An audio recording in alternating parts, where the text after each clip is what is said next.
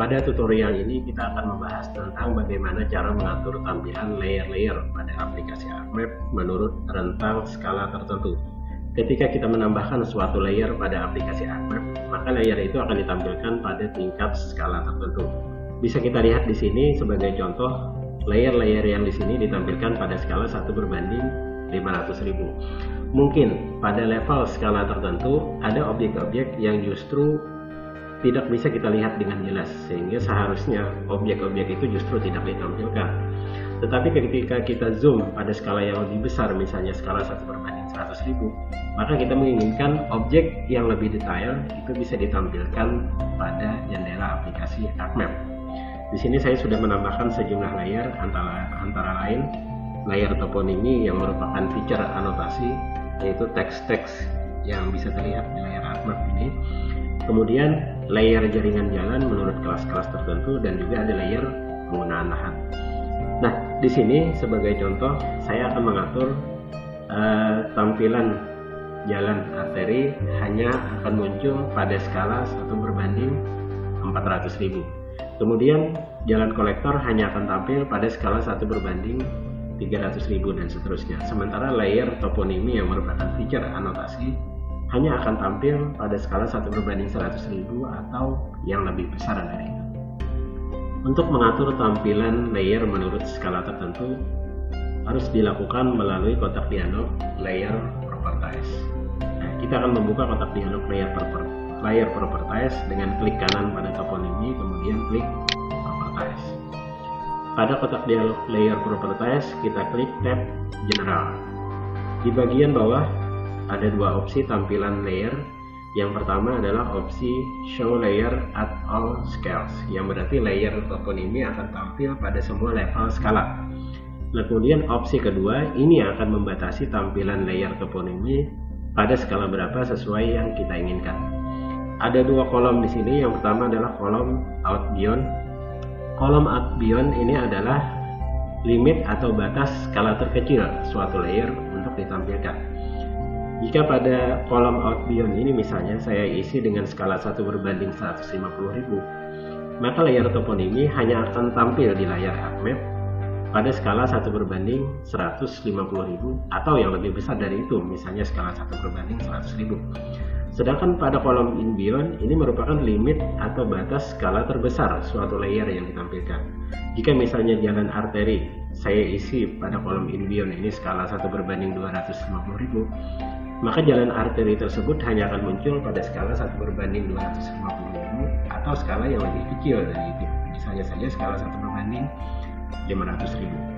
Nah, untuk kasus layer toponimi saya akan membatasi limit skala terkecil feature atau layer toponimi itu ditampilkan.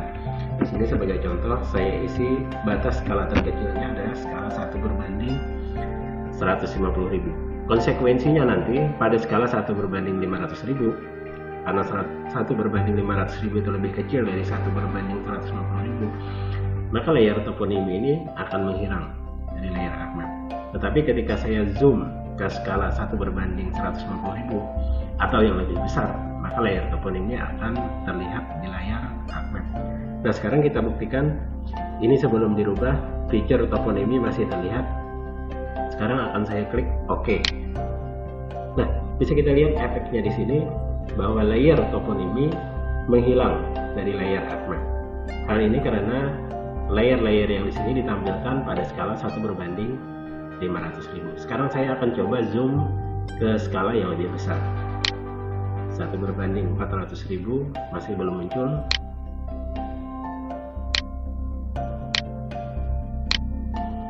Nah, ketika saya zoom ke skala 1/150.000, feature toponimi muncul di layar ArcMap.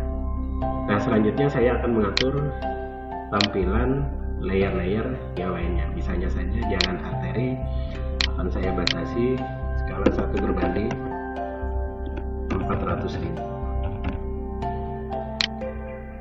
Kemudian jalan kolektor 1/300.000. Kemudian jalan lokal 1/250.000.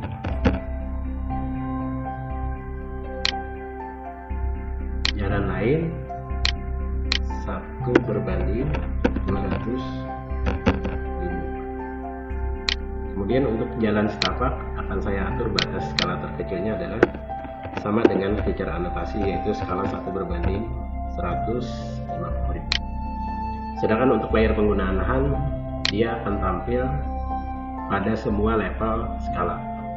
Bisa kita lihat di sini efeknya, semua layer menghilang dari tampilan kecuali layer penggunaan lahan yang memang tampil pada semua level skala.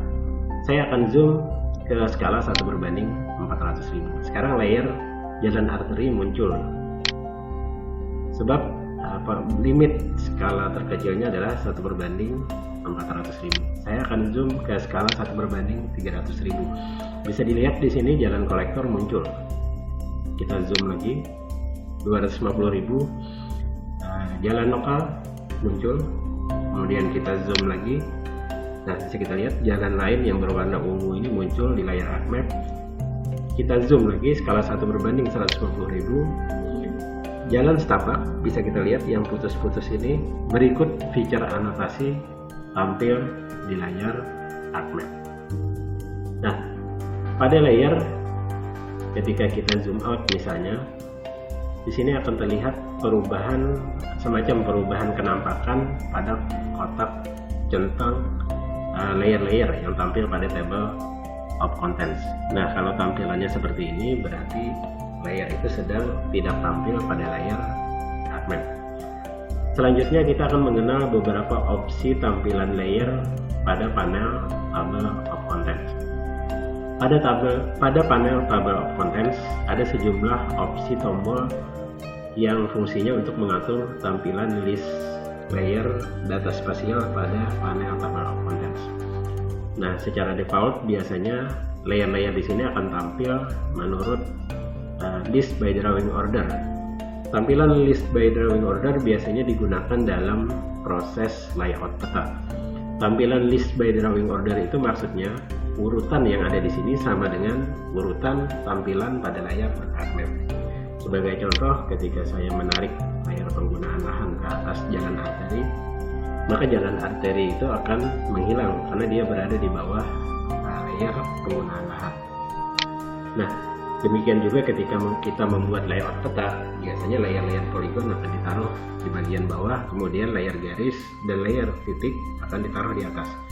Termasuk juga garis sungai dan garis jalan, ya tentu saja garis jalan harus berada di atas garis sungai. Opsi yang kedua adalah list by source. Ketika kita pilih list by source, maka layer-layer pada table of contents akan ditampilkan secara mengelompok menurut lokasinya. Nah, di sini bisa kita lihat layer-layer ini yang merupakan data shape file ditampilkan, dia berasal dari folder C Geodata. Maka folder inilah yang akan mengelompokkan layer-layer ini. Sementara layer toponimi karena dia merupakan feature anotasi yang lokasi penyimpanannya berbeda, dia juga tampil menurut lokasinya. Nah, tampilan list by source ini berfungsi untuk bisa melihat sumber data itu ada di mana.